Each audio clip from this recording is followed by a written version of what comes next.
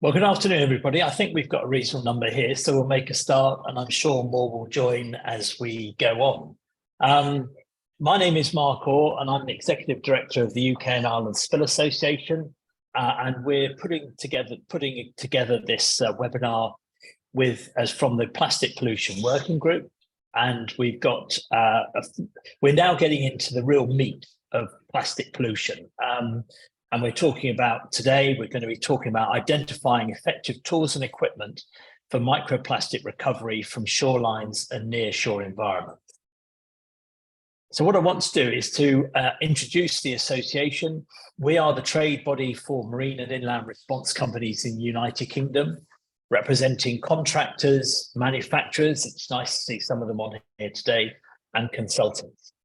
And we also have an accreditation scheme through the International Accreditation Scheme, who deliver accreditation activities for inland responders, for oil and chemical spills, and we also deliver the Maritime and Coast Guard Agency scheme for the accreditation of marine spill response organisations. How did this form? Well, there were a number of plastic pollution incidents which occurred in 2019, and they just seemed to appear on people's beaches.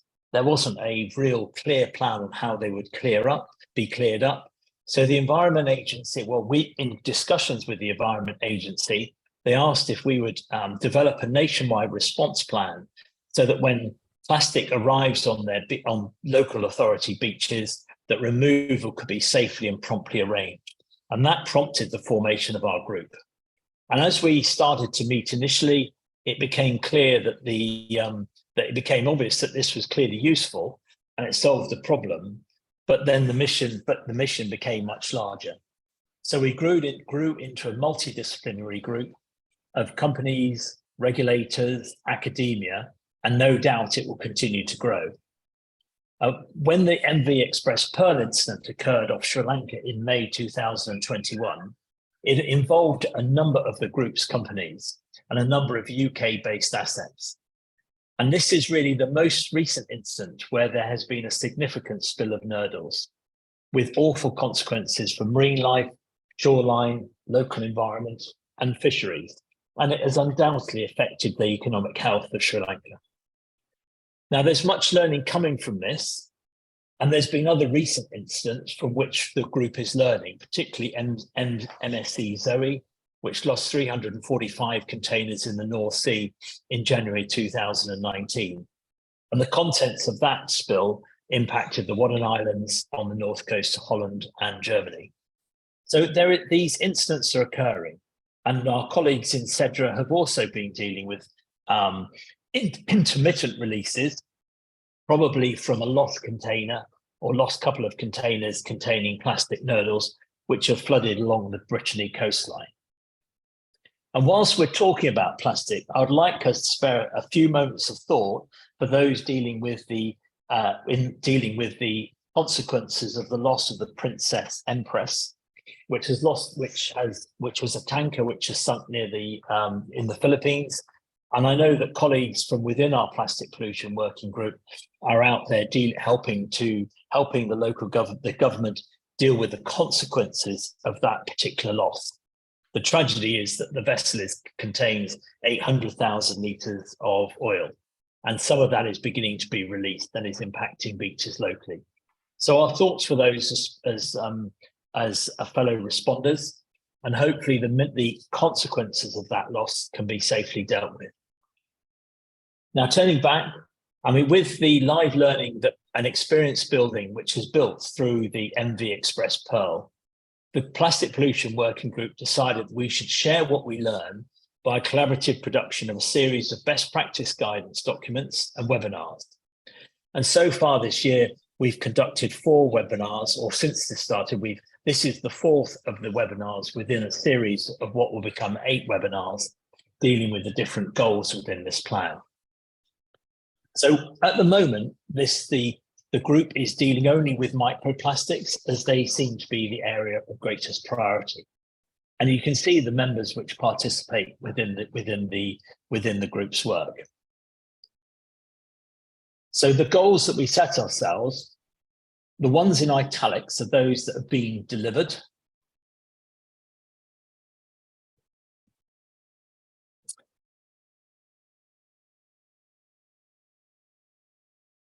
And today we're looking at goal 2, which is identifying the effective tools and equipment for microplastic recovery from shorelines and the nearshore environments. And what we'll do is we'll listen to the presentation, and we'll then have time for questions. And please, if you have a question, put it firstly into chat so that people can see the questions which are coming up. And please don't be shy. Do please feel free to ask questions.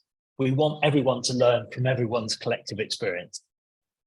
So I'd like to introduce Ria Shears and Tom Hunter from Oil Spill Response Limited, who are going to share their knowledge and their presentation with you.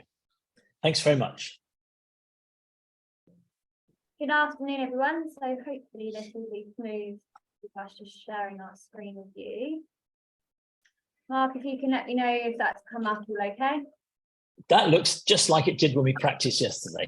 Perfect. Perfect. Hello, everyone. So my name's Ria Shears. I'm a senior response specialist at Oil Spill Response. I was out in Sri Lanka for 9 weeks during the incident that we were part of the back of the Express Pearl incident. And my colleague, I will just quickly pass over for introduction. Yeah, so my name's Tom Fisher. So I'm one of the senior response specialists at OSRun as well. I spent 6 weeks out in Sri Lanka working on the Express Pearl incident. So what we're doing this afternoon, as Mark's already mentioned, we're going to talk to you about goal 2. So the identification of the most effective equipment for the recovery of microplastics from shoreline and near shore environments. So just as way of introduction for this particular goal, so the aim of this essentially was to get recommendations based on the experiences of all parties collaboratively within our plastics working group. So we've already mentioned Sri Lanka in 2021, but we've also got lessons learned from various different organisations in this team in Norway of 2020 and South Africa also in 2020. So 2 other plastic pellet spills that have occurred and organisations that we're working with have got their lessons from. So what we try to do on this goal is to note what the research is that we have currently that are the best techniques for plastic pellet cleanup, but we also want to draw upon where we've still got gaps. So this is something that we are ever evolving in. So yes, we have a lot of lessons that we have at the moment and capabilities that we can utilise, but there's a long way to go. And I think that's fair to say for most of the goals, where this is quite a new aspect of cleanup in terms of plastics. So on the topics that we're going to cover for this webinar today, we're going to talk about the phases of a shoreline response, specifically to plastic pellets. We're going to talk about offshore and nearshore response techniques, as well as shoreline techniques. We will then touch upon a response matrix that we've put together, and this will draw upon the lessons learned from those 3 spills already, but also how potentially the adaptation of our oil spill techniques could potentially evolve into those different cleanup matrix as well, in terms of different shorelines that we haven't necessarily been able to test yet. We're also going to talk about important considerations that we should be thinking about when we're choosing the specific response techniques, and like I say, the future projects that we're looking to move into so that we can then start ongoing research and get some more lessons learned as we're moving through. So in terms of phases of a shoreline response, so we have 5 phases. Essentially, it may be that if you have a large scale impact, you may have various different shorelines in various different phases throughout the response. So it's, without going into each one individually first, I just want to reiterate that if you do have a large scale incident, you may have several in phase 1, but you also may have several in phase 4, for example. So you may have a variety of different escalations as you're going through, depending on the extent or the impact that those shorelines have been contaminated by those plastic pellets.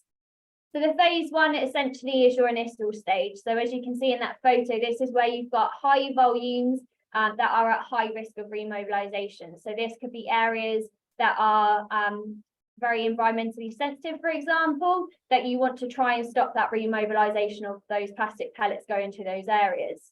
Some of the initial concerns in this phase as well could be potential toxic risks, especially if it's from a shipping incident. There may be mixtures of other chemicals that were contained within those cargo vessels, for example, that may be a concern. There also may be sources of additional contamination depending on the shoreline type that it's actually hit. So if you've got background waste or byproducts already on that shoreline, that mixture of those nurdles into that already contaminated area could also potentially pose a toxic risk. At this point, it's really relevant that we should then start to think about endpoints in terms of cleanup. So at what position are we actually going to finish cleanup on this shoreline? There is a goal that will touch on this in a bit more detail, so I don't want to go into too much on this. But within phase one, you should already be thinking about when you're going to finish your cleanup prior to you even starting it within this phase. Phase two is very much around bulk accumulation removal. So this is very much where we get in the nitty-gritty of the different techniques that we're going to touch upon today. This is still where you've got quite high areas of concentration of nurdles. You may also have background contamination starting to play a part of your challenges that you may have in that vicinity as well. And you also have this potential high risk of buried plastic nurdles. So if you're in an area of shoreline that has quite a lot of turbulence or agitation, currents, for example, that may help to bury those plastic pellets, that may also be quite a high risk in this phase. So as I mentioned, you could be using manual or mechanical techniques, which we'll go into a bit more detail later. Phase three is kind of halfway, so you're now looking at kind of medium concentration. So that's kind of the levels that you can see in that photo there. This is where potentially we're starting to see natural accumulation in certain areas. So it may be areas that predominantly will get quite a large buildup of background debris anyway, that wash up through the tidal cycles. So potentially this will only have the nurdle pollution or the plastic pellet pollution within the swash zones or the super tidal area. So you can see there as that tide has come in, those nurdles have then mobilized onto that shoreline along that swash zone. This is potentially where you've got kind of the longest phase within the shoreline response as well. So you've almost removed all that bulk accumulation, you've minimized that risk of remobilization, but actually getting this phase to the next phase may take months, if not a year or so, depending on what kind of shoreline you're actually dealing with. Again, various different techniques can play a part to aid you within the recovery of the nurdles within this phase. Phase four, so this is where you've got this low concentration. You may have quite sporadic or patchy areas of these plastic pellets.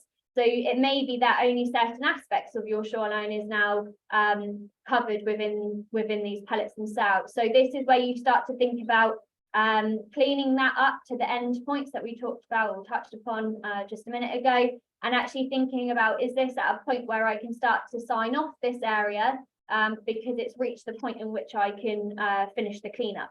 So again, this is where more kind of spot treatment methods come into play, things like vacuums, for example. These can be really used effectively to try and move forward to getting that agreed sign off of the shoreline.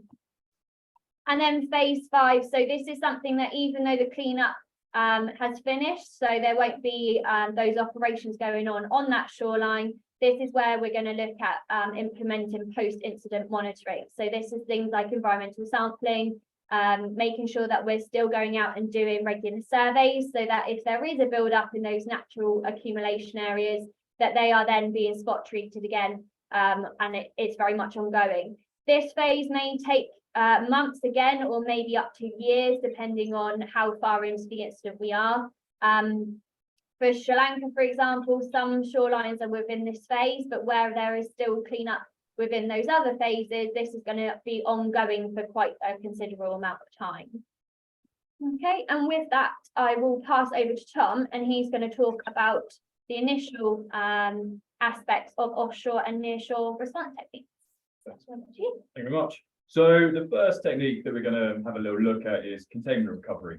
So this is attempting to capture and remove plastic pellets from the environment, either offshore or near shore, only if viable though. So There may be issues in this in terms of safety or window of opportunity that will allow this to happen. With an instantaneous spill, there might not be time to get to the site, deploy the equipment, and then recover. However, if it's a continuous release, an ongoing release into the environment, this could be an option that we need to think about. The use of this is using containment booms to collect any free-floating plastic pellets, and then using either like nets or sieves or something of a similar nature to then recover it from the surface once it's collected. There are various pieces of equipment that are available and that we use for oil spill responses that could be repurposed for this, but there does need to be a little bit more research into their use and the effectiveness of using those bits of kit to recover plastics. The goal of this is to prevent or reduce the impact of those plastic pellets on the shoreline. That makes it easier because they're less likely to be contaminated with other debris, and also they're less likely to be buried or stuck in that sediment, and therefore reduces the requirement long-term for preparation and also waste management, which we'll talk about a little bit later. We do also need those trained personnel. So if we are using this equipment, then we need people who know how to use it, but also to have the equipment there and available to use in country, especially if it's at those first few days of a spill. So the next one we're looking at is protection. So this is the idea, and it's a priority really, to reduce the risk of microplastics entering highly sensitive areas. So these could be your salt marshes or mangroves. So when we talk about oil spills, we talk about the environmental sensitivity index. This is identifying environments that might be particularly sensitive to oil spills, but it can also be translated into spills of plastic pellets. And it gives us an indication of where we might need to protect. Depending on the incident, again, similar to containment recovery, that window of opportunity that allows us to get in quick enough to put in this protection booming may not be there. Again, if it's a continuous release, it could be something that we can consider. It does also, again, require trained personnel to use the equipment to be available, and people that are competent to use it, as I say. Next slide. So the next ones that we're going to start looking at is if we are unable to stop the plastic pellets contaminating the shoreline, we'll start looking at response techniques that we can use there. So the first one that we're going to look at is sieving. This is probably the primary collection method for spilled plastic pellets. It's use of sheet sieves to separate the plastic pellets and the substrate or other debris, with the intention that sand and other small particles will fall through the mesh, and the plastic pellets will remain on top. The size of the mesh can then be adjusted to suit the size of the material that's being recovered. Generally, this is pretty useful. There is availability of equipment or the availability of manufacturers in order to produce the equipment, such as the sieves, which are fairly basic bits of kit. We use this for moderate to lighter levels of contamination, and generally only on dry sand. If we start trying to use it on wet sand, then the sieves start to become clogged and become ineffective. We need to think about in terms of the manpower that's going to be required for this. It's fairly labor intensive. As you can see from those images, it needs 2 people to operate the sieves, and then an additional person to be shoveling the material into those sieves for it to be processed. What we do also have is more than just the plastic pellets remaining. So if we've got any material that's larger than the mesh size, then that's going to remain on the top and therefore requires further processing. So one of the techniques that we can use for this processing is flotation. So this is the use of a container half filled with water, and once it's been processed through the sieves, or if there's material with high concentration of plastic pellets, we put them into these containers. The plastic pellets will float, and any sand or shells or more dense material will sink down to the bottom. and we'll then use nets, or as you can see in this image, plastic sieves to recover the nodals from the top of the water. It can be used, as I say, as a technique on its own if there's a high concentration of plastic pellets within the material. It's fairly effective in terms of the equipment is readily available in country. But again, it does require a large number of personnel, as you can see in the images, to process the sand and the plastic pellets in this way. So a couple more techniques that we can look at is flushing. So this is the use where volume and pressure of water is applied in the attempt to remobilize the plastic pellets from the substrate. The mobilized pellets can then be recovered either within a boom or using other strategies to recover them further towards the shoreline. The pressure as well as the volume needs to be considered when it's applied based on the shoreline which we are looking at and working on. Depending on the type, so for marshes and mangroves, we might use low pressure but high volume just to get that to flush out. And then your exposed shores and riprap, we can look at using higher pressure, but again, high volume. There's many ways of doing this. So again, this is something that we use for oil spills, and it's repurposed potentially for plastic pellet spills. So it's using perforated hoses, as per the image on the left, with pumps to push through water, and then a boom in a horseshoe shape to collect those plastic pellets and cover them from the surface. Another technique that we've both used and is very effective is trommels. So these are often used for separation of industrial waste and within the construction industry. And the idea is you feed the material into one end, and the material is sorted by size with a smaller mesh at one end and a larger mesh at the other. So as you can see in the video that's playing now, that material is turned around and spun around, and it starts to begin to sort itself as it travels from one end of the trommel to the other. This is really effective for separating sand and plastic pellets from large debris, and then the pellets from any finer sand. Again, there's an important message of checking the mesh size. So depending on what we're trying to recover, the mesh size can be adjusted to recover larger or smaller materials. They can be fairly big, which is a consideration. If we can't get them down to the site, then we might have to resort to again the sieves rather than the trommels. But it does reduce the amount of manpower and also the physical requirement of sieving. So over to you, the next one. Cool. So the next one that we're going to talk about is vacuum. Pretty much what it says on the tin, essentially. We can either use local resources such as leaf blowers that can be adapted, or we can use other vacuum kind of based equipment for this technique.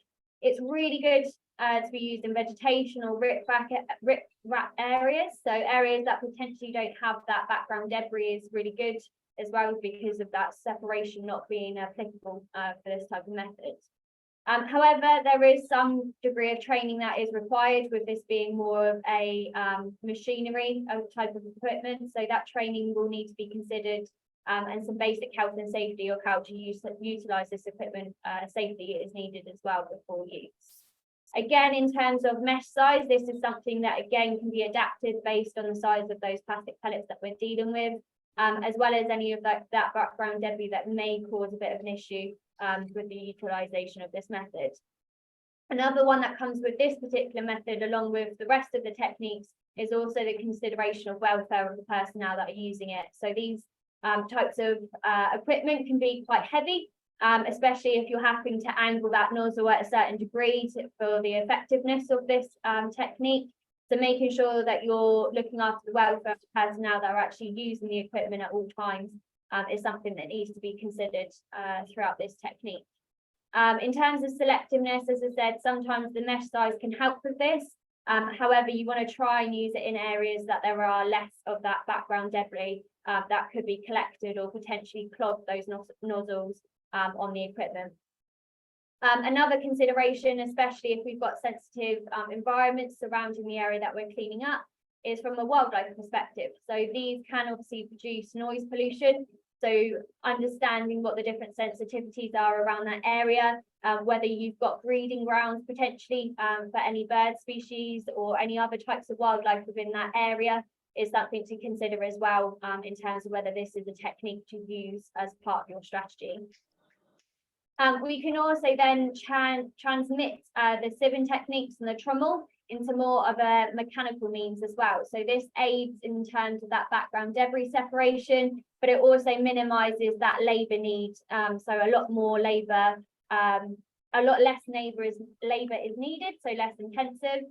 You can also use these types of equipment in field if you've got that already set up, or you can use it in the main waste storage area. So if the material has already been collected within the first phase or the second phase, for example, this can aid in that secondary separation of that waste management if it's required as part of that waste plan.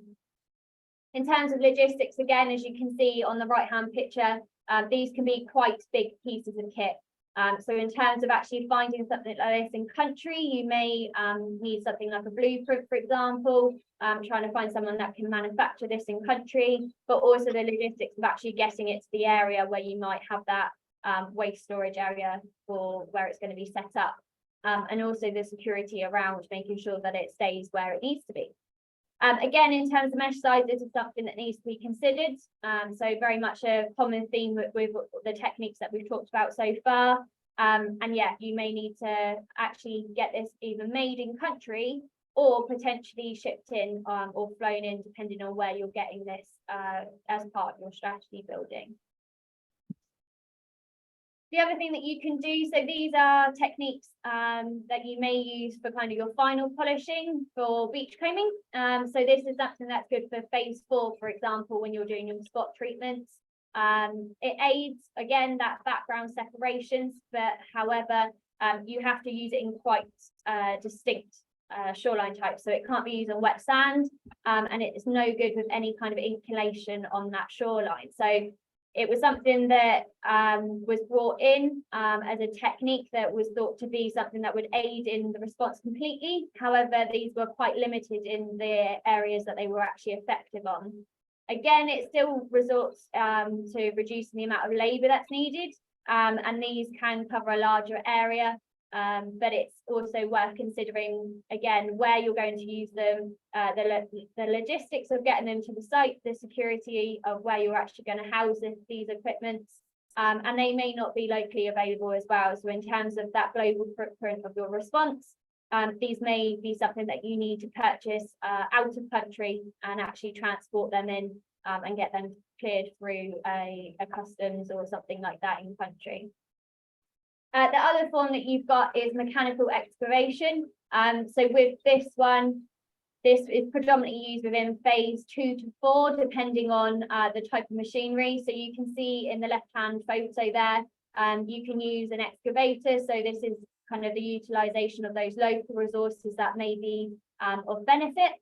However, you again need to think about how you're going to remove that sand. So as you can see there, making sure that you're very selective on the amount of waste that you're generating through removing only the top layer of that substrate, for example.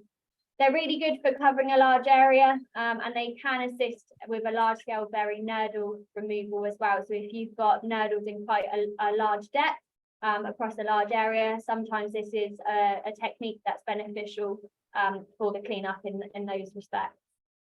They can potentially generate a large amount of waste, as I said already. So if you've got constraints in the amount of waste storage that you have, it's good again to make sure that you're selectively picking up the nurdles themselves or the plastic pellets themselves and a very limited amount of substrates. And you also need to make sure that they are being used correctly by the people that are operating this machinery. So making sure that they are trained to be able to use these machinery correctly. Also going through again this health and safety aspect with the guys or girls that are utilising this machinery. Again, this may be something that is used for a larger scale. So it may be that you need to start to consider this alongside another technique, for example, as you may need further separation. So building in sieving or the use of a trommel, for example, alongside this type of technique could be something that you bring in as a strategy so that you've got an additional separation process for what's being removed off of the surface.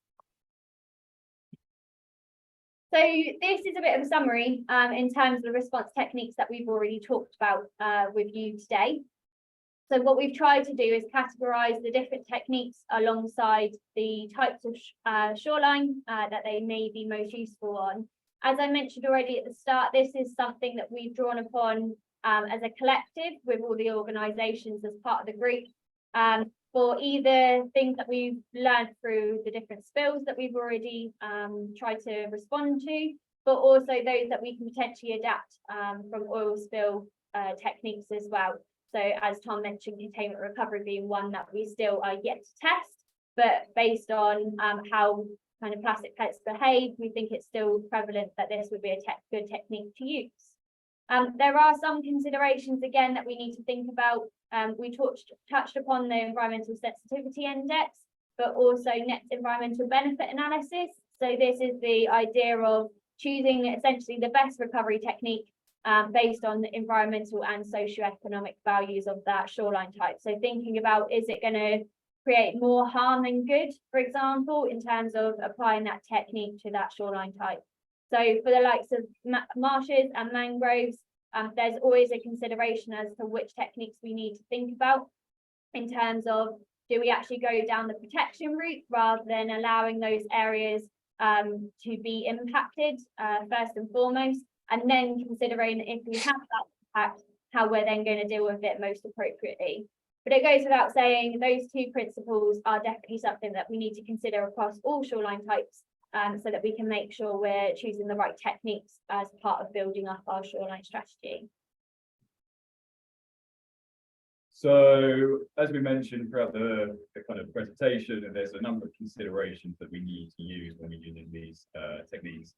The first one, and most importantly, is safety. As always, with anything that we're doing out in the field, safety of our personnel, response personnel, contractors, or anybody that's within the vicinity of operations, quite important. Identify the risks and mitigating them. So waste management being aligned with common good practice. There's many documents, there's a lot of kind of research on waste management, and making sure that we're doing it in a way that's responsible and recognised.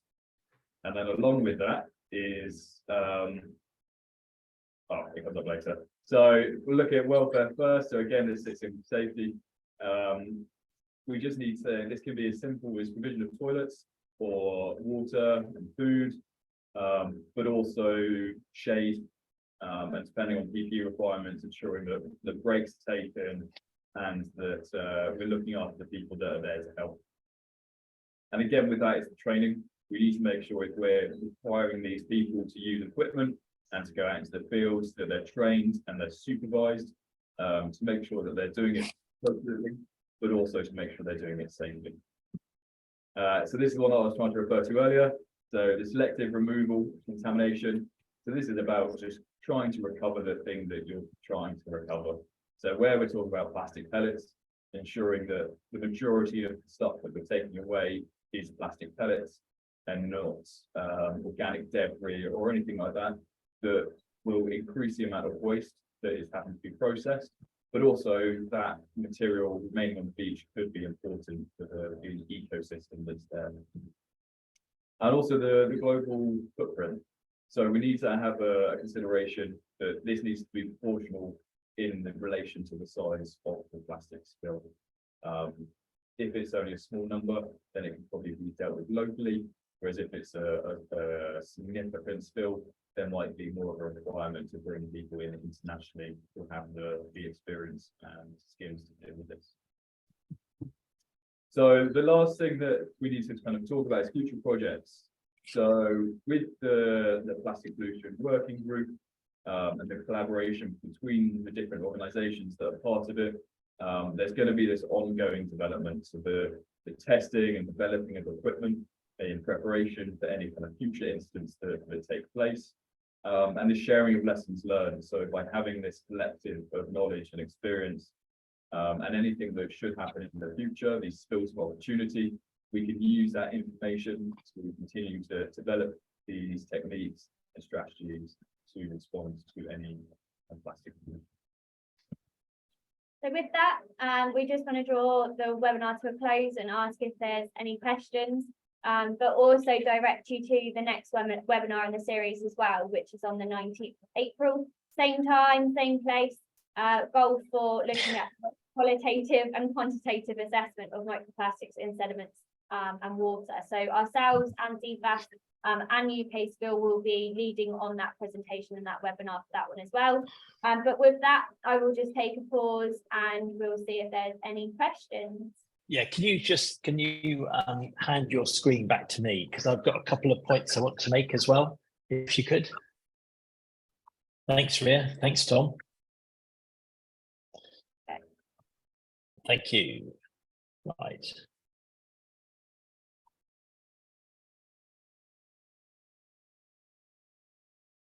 Great.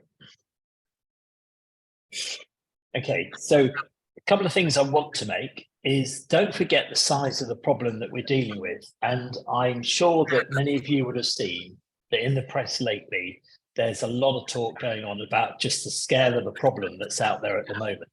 Now, all of these plastic bottles and plastic, everything has to be manufactured, and it's all coming from Nurdles. And there is at the moment, 19 to 23 megatons of plastic entering the aquatic ecosystem annually from land-based sources. And there is a lot of talk about what's going on with the amount of plastic going in, but there aren't massive steps being taken to stem the flow of plastic going into the sea. And I know that IMO are considering it at their April meeting, and there's quite a lot of lobbying to try to get microplastics or plastic pellets, plastic nurdles, plastic flakes, actually categorized as some form of hazardous waste, or having a higher priority in the waste hierarchy, so that the packaging of the goods as they go into containers can be better. And we would welcome that we'd certainly welcome that within the group, and we're talking to members regarding that. But it is really, really important. A couple of things I would like to make is weather does have a significant effect on how the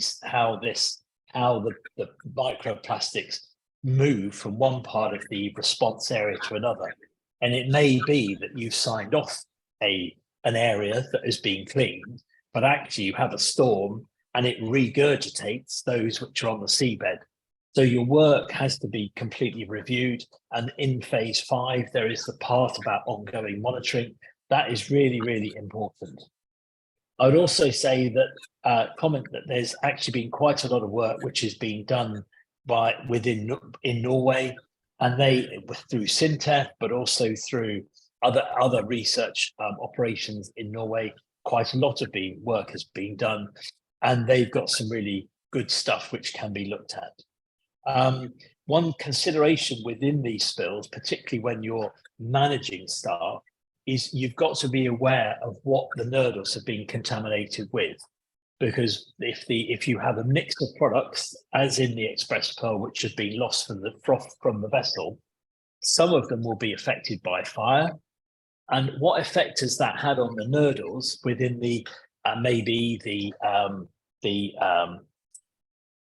what coatings have the nurdles got on them, and how is the impact with heats or acids or other products done to affect that?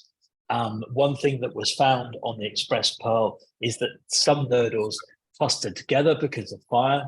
Some actually were affected to scorch, but actually it made them quite dusty to handle, and you don't want to be breathing that stuff in. And there is a point that when we go back to goal 5, environmental and health risk associated with microplastics, you do have to reassess the respiratory protective equipment and the personal protective equipment that operators are wearing as you work on different parts of the affected area. One thing to say is that later this year, we'll be working with Cedra over in Brest to do a series of trials on equipment that is used to recover, but also equipment that is used to segregate the equipment. And we're going to share our knowledge with Cedra and with others who are going to be involved with the trial, that we can update this webinar with our findings from this. The other question I'd like to pose first to Ria and Tom is, when you are recovering the pellets, it's quite a labour-intensive operation. And how did you manage that? Because there must have been a lot of people involved. And was it something that you expected? So I think there was differences with this kind of spill compared to a normal one, in the fact that we also had COVID-19 at the time. So in terms of personnel that we could get to support the cleanup, there was very limited kind of volunteers that were able to be brought in terms of the spill, or responders themselves. So it was very much drawing upon personnel from military background. So we had 3 different types of military background agencies working alongside us as part of the cleanup. So as you can imagine, having that diverse range of organisations, you get different kind of hierarchical needs, I guess. So passing the message through the different chains of command was something that was quite a challenge, I think is fair to say. Also in Sri Lanka, we had the different organisations had different regional backgrounds to which they spoke various different languages. So even kind of the army versus what else we have, kind of the marine organisation that was there, they spoke different languages themselves. So when you were putting teams together, you had to also be aware of that language barrier that could be setting as well. If you've got anything else. Yeah, the benefit was as the spill kind of continued over time and COVID became less of a concern, we were managing to engage much more with the local communities, which was really beneficial for us and them. There was this engagement piece of getting them to come in and provide manpower. There was to an extent a financial benefit to those that were assisting us. There was the benefit to us was that the plastic pellets were being recovered quicker. They knew the local area, they knew where those kind of natural accumulations were, so where to go and target, and they had a vested interest. But also they were used to the climate they were working in, rather than quite hasty person like myself going in, not being used to the sun, not being used to the heat. They were used to it and able to provide that labour and manpower. So that's a good point. Just in terms of questions, we're going to take questions, but there's a couple of questions that are in the chat. One from Min Yang, who gave a very good presentation last year at Interspill. Her question was, thanks for the interesting presentation. Regarding the boom used for offshore nodal removal, have you considered its efficiency? I'm concerned that the nodal particles may easily migrate across the boom from the subsurface. Ria, Tom, anything you want to comment on that? Go on. So I think this is fair to say that this is something that we haven't trialed as of yet. So something that we are looking to do as part of the trials next week, I believe. Actually, whether these booms could hold the nurdles as we think they will, or the plastic pellets. So it is a worry or a concern that we do have, that they won't hold them correctly. However, what we are hoping for is that it will behave the same way as which oil does in terms of that containment. That will then allow us to be able to recover those plastic pellets that are within that apex of the boom, so that they are then reduced from going out offshore further, or remobilizing another area. I can see Connor is there as well. We did look through the list, Connor, and I think you're under a different name, which is why I didn't know if you were on. Yeah. I think I clicked on someone else's presenter link, and I don't know who Mel Fitzsimmons is, but that's not my name. Connor, I don't know how you got that. I don't know how you got that link. But anyway, never mind. Nice to see you, Connor. Connor, you're from ITOP. And so you've been quite heavily involved, or your colleagues have been heavily involved in producing the report and in helping with this presentation, but they were deployed to Philippines. So that's why they're not here. So yeah, Yeah, indeed, Connor, I mean, indeed. are there points you want to make which we perhaps have skated over that you would like to place with your experience from, or ITOF's experience from Sri Lanka? Are there points that you would like to stress in the difficulties that had to be overcome in recovering plastic? Yeah, so I mean, well, there's quite a lot of things to say really, but I came on camera just to mention about the personnel. Yeah. Just to sort of give an update for those listening of the situation currently. I just got back from Sri Lanka just over a month ago. I was there in total for about 6 months over the last 2 years. And currently there's still about 150 people every day employed currently by the Marine Environmental Protection Agency there. So how it worked from the start was there was over 500 people from the forces, like we mentioned, the Navy, the Air Force, and the Army, and then slowly over time that was taken over by being managed by MIPA, the Environment Protection Agency in the country, and they employed, as Tom mentioned as well, local workers who were affected by the fishing ban in the area as well. So that was quite nice. I just wanted to sort of put some numbers on those things.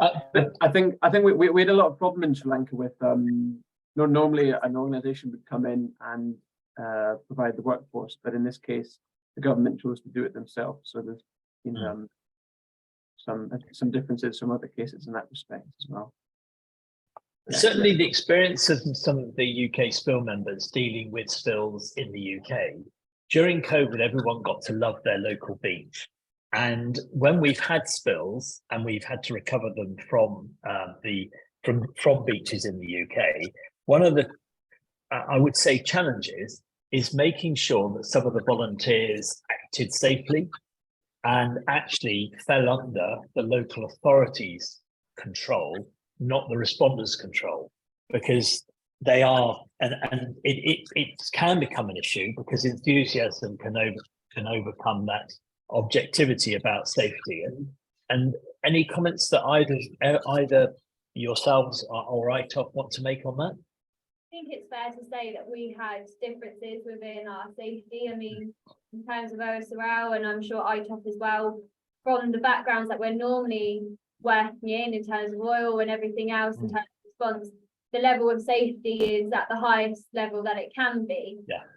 When it came to this response, I think there were some differences that were shown in terms of kind of the personnel that were working in those areas. So kind of heightening the need for mandatory PPE in certain respects. So the use of gloves, making sure that shoes were worn at all times was a conversation that was repeated several times. I can see Connor not. So yeah, things like that in terms of those differences and making sure that we were bringing those personnel up to the correct safety level that was recognised for that specific scenario. In terms of it not being an oil spill, we didn't need to be as stringent with the level of PPE, for example. So that was something that we looked into with ITOF of actually what is the level that we need for this particular spill. So from a welfare perspective, but also from a health perspective, it's at the right level. But yeah, there was a few discrepancies there as well. And I mean, Connor or Tom, if you want to fill in anything else with that one. I've nothing more to add, but Connor. Yeah, you're putting it very diplomatically. Yeah, no, it's a different standard there. There was a big battle to get people, as you say, to wear shoes. I've seen people operating a crane and lifting containers, standing under the container, never mind wearing no shoes at all. One of the risks I wanted to highlight in this case was the issue of containers washing ashore. And obviously there's the threat of HMS in this case. So in that aspect, the role of the in particular the Navy was quite key actually in making sure that, because the first thing local people do, particularly in Southeast Asia and a country like Sri Lanka, is they go and they try and open that container to see what's inside. So the role of the military forces was quite key there. Because obviously that was a big concern, and there was a need for quite rigorous PPE for when the containers were eventually opened and removed. So that was a big aspect of the case as well. A question from Josh to Ria and Tom. On that future project slide, you had the drawing. What was the prototype equipment design that you showed? So there was two types on there. So one was around the beach sweepies themselves. So Yeah. kind of utilizing the idea of a beach sweepie, but making it more of like a mechanical sieving type push along shaker plate. Yeah, that's the word. Thank you, Tom. So they were both two designs that we came up with the local manufacturers who were in Sri Lanka. And the one on the left was more of a design around a mechanical trommel. So this was to aid some of the secondary waste separation that we wanted to try and implement in the storage area, the main storage area.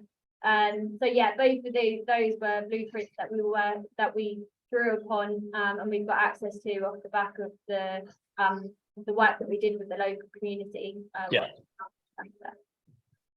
At the moment, Josh with Ria and Tom, I think, are working with Southampton University on a group design project. Do you want to say anything on that, either Josh or Ria? Yeah, so next week we're trying out their prototype as part of our first trial that we're doing.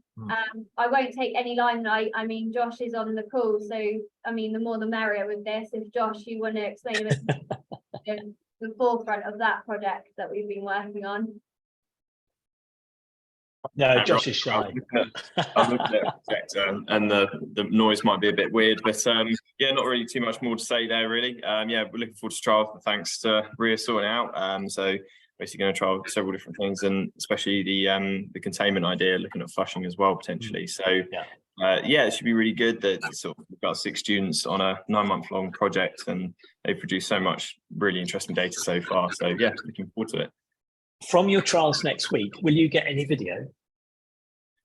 Yeah, I'm sure we can do. It would be good, because actually it's an opportunity to put together a series of videos showing the collection equipment that you're using, because I think it will illustrate to many who are not actively involved as responders just the implications of using different types of equipment, both from a manual handling point of view, plus also a sort of employee how to put it, some of the stuff gets quite hard to use after a long period of time, because some of it's quite heavy. It requires quite a lot of concentration, and you just have to rotate people through the roles that they're doing to ensure that they are efficient when they're doing it. So that's good. So the group design project, that's going on. Mark Dix has just popped a note through. Given the possibility of remobilization of material, what should be considered when determining cleanup endpoints? That is, how clean is clean. Is this a visual determination?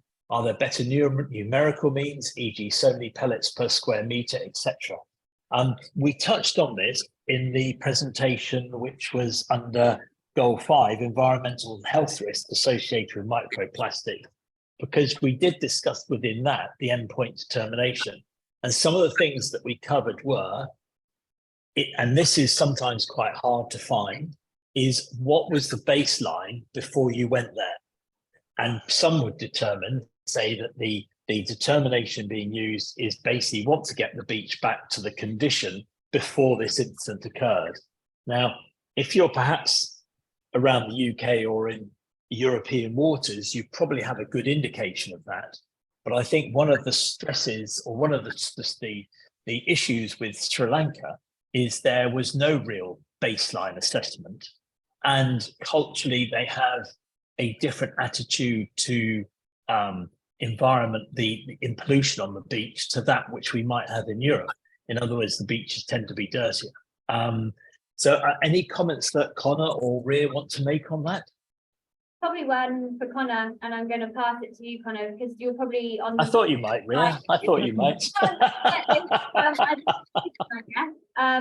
We touched upon it when we were out in Sri Lanka, but actually we weren't there for kind of the foreseeable of actually seeing this implemented. So I'm not aware of what the solution was with those. So Connor, you're probably best placed for that question, if that's okay.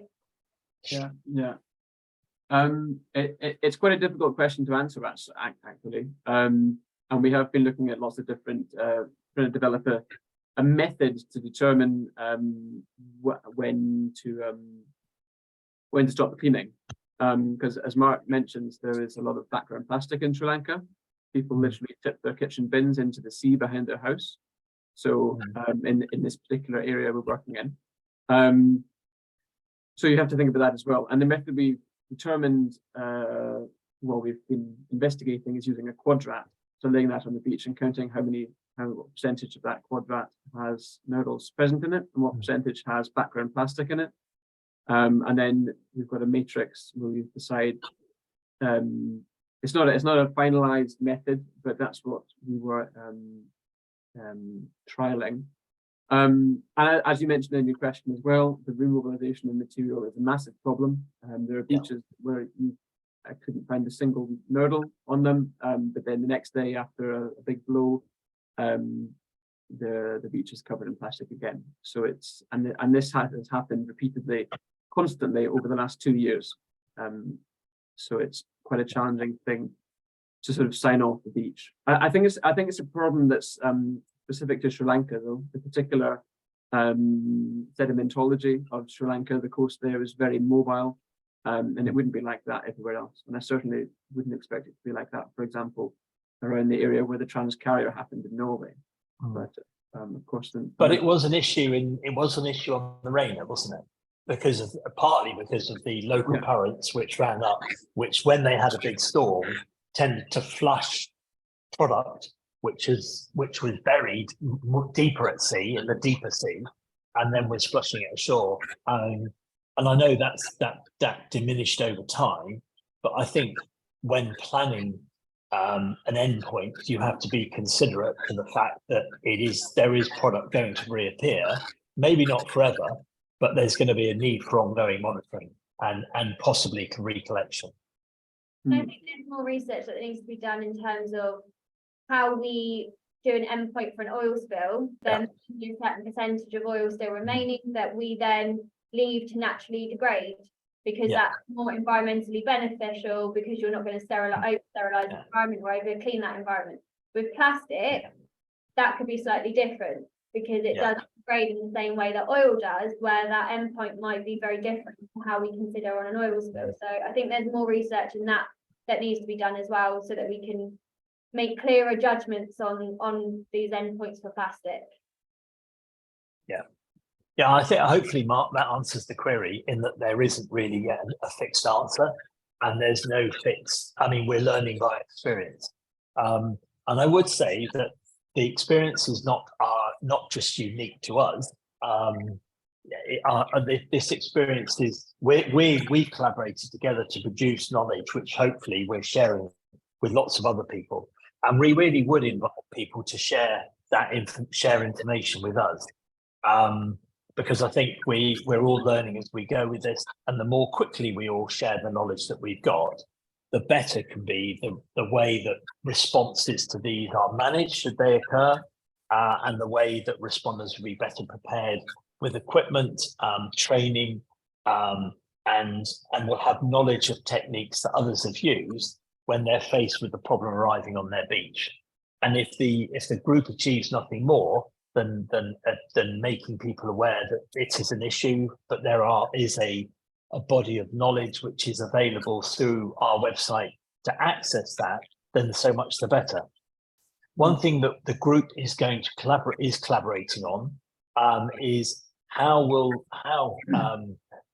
we are going to be producing later this year a field practice guide, which will be a summary of the knowledge that we've gained, but again, it will be a dynamic document.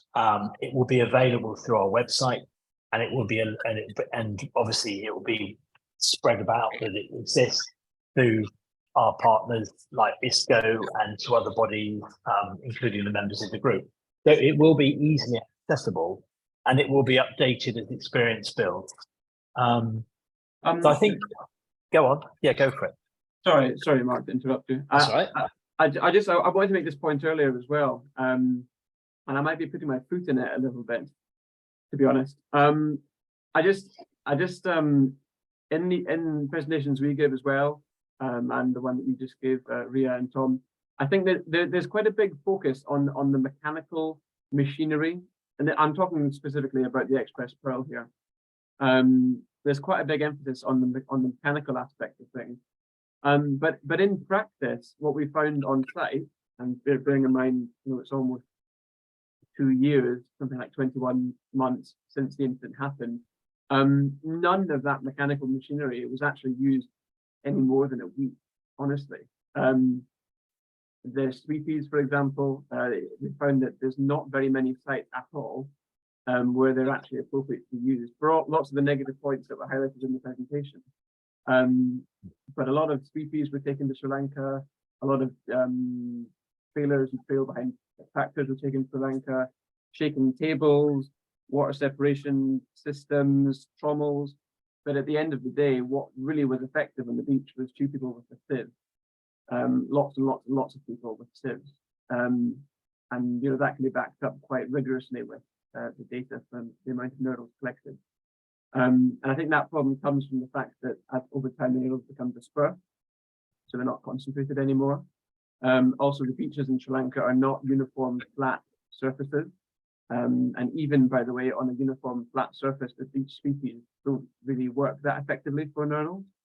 And also there are beaches where there are tons and tons of logs washed up, and domestic waste of all kinds. And when you've got that in the mix, these kind of machines basically just are completely ineffective, and don't work at all. And the conclusion from that case, in my own view, is that these machines are not effective for this type of response. I think it's worth saying that the same way as we pick our techniques for building an oil spill strategy, everything's on the table based on the scenario, and then you eliminate all the positives, the negatives, as you said, Connor, depending on that scenario, which ones fit best in terms of that effective recovery. So yeah, for me, everything's on the table until it's not, I think it's fair to say, and the reasons, whether they're positives or negatives, will then establish which ones are the right techniques based on that scenario. Yeah, I don't mean to be very negative or anything. No, I agree with you. I was a sieve and a flotation device in Sri Lanka. I'm with you. Yeah, I just have to present the reality. We had 600 metal trommels made for this incident, and all of them now are sitting unused in a warehouse, and you cannot. Nobody wants to use them because they're ineffective, basically. Sadly. Quick question. Yes. Quick question to Ria and Tom and you, Connor. You mentioned that wet sand provided a specific problem when recovering with certain equipment, presumably the trommels. Which gave you the best results? What technique gave you the best results where wet sand was involved?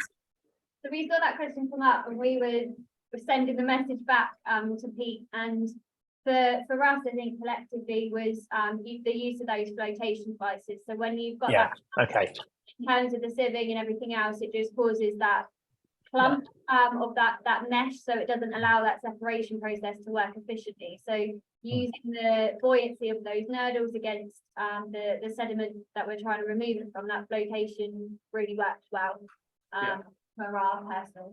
Yeah, I would tend to agree with that actually, but I would say that the flotation should not be the primary means of separation. No. It should be like a final, after the sieving has been completed, to wash that last bit of sand off. It works very well. it's again that trial and error approach. So having all those techniques available, giving them a go and seeing what works best. So sometimes it's the simplest, the sieve and a bucket of water. Sometimes the trommels were effective, sometimes they weren't. It's trial and error, see what works, where it works. And it's difficult, right? Because I'm sure there's a scenario out there where an enormous beach grading machine would be the ideal solution. But just that in this specific case, it didn't prove the case. And I think that's the take. So like most instances, just having a toolbox of techniques up your sleeve and the equipment to match it and tailor it to the incident that you're dealing with at the time. Yeah. Good. Well, time's running on, so I'd like to thank Ria and Tom from Oil Spill Response and from Connor for chipping in from ITOC. Really appreciate your time and your effort and your contributions. thank you all to those who've attended. This webinar is being recorded, and no doubt within the next 48 hours, I'll get the edit, or I've done the edit, and we'll be sticking it up on our website. You can see this, this webinar plus the report which goes with it, which is a more detailed, if you like, summary of some of the analysis of the equipment and importantly, the matrix. That will be contained together, and that will be up on our website under the Plastic Pollution Working Group. And I'd like to thank everyone for presenting questions, which have been excellent. And thank you very much indeed for attending. You'll be able to see us all again on the 16th of April. And yes, it will be in fact almost probably the same team presenting. So thanks very much for that, and see you on the 16th of April. Thanks very much indeed. Bye.